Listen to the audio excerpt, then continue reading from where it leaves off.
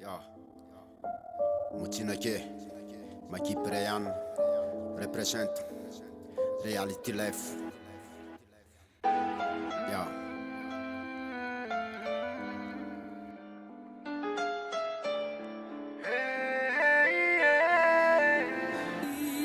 Mbola kely tamin'izay tsy nalala ze fiaina sokony efa tonga saina sy mba azo hitarainana efa tram'ralina faray anomfavy tsy mba hitako izay ray fanenino mitady manomboka maraina te mody folakandro maka aina kely te avy misolakandro tsy mba mananantona safareny asajelika iretany toalineny antsony ery karambola tratrineny tsy mba mitsokady vitany toaly atsany hatramintanangady rehefa mety fitadiavany sa tsisy miady rery milovo tena miafy tsy mamelanay ofery nareraka zaneny tsy maintsy hoe mitady tsy misy fizarana hatramin'ny alahady za tsy nahalala hoe mbola anandrano tam'izay fotoany za izy neveriko fananavy zane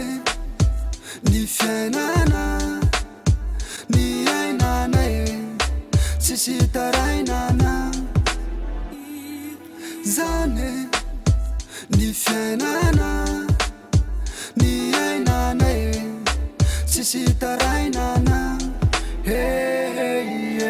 sasakaly le sohatsy narary namakivakinay sy nanakany any hôpitaly ny tena mbola saza tsy nalala ny safa misy fahaka sazahone ezay efontsika herinandro aty arina nendrasana tsompotra le nititsanay fiasahatena hoana kosa de nisy nampahery fatsy namanay tsony anetramy fato izy nipetsaka sy atory to de samykaga samy niezaka notony ny alina mangina sy nahitana tory teo zay miralilany lasa fampitaizana de tsy amitony izy azy nitady tsaizatsaiza zane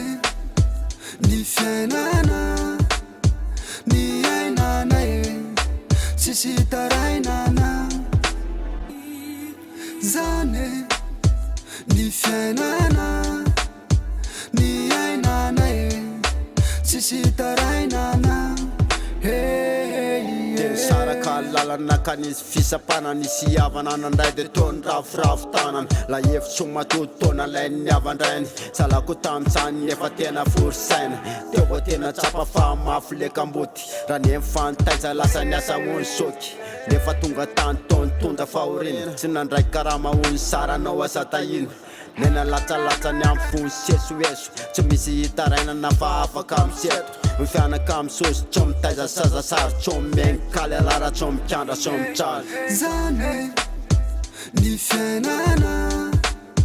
ny ainanay tsisy tarainana zane ny fiainana ny ainanay tsisy tarainana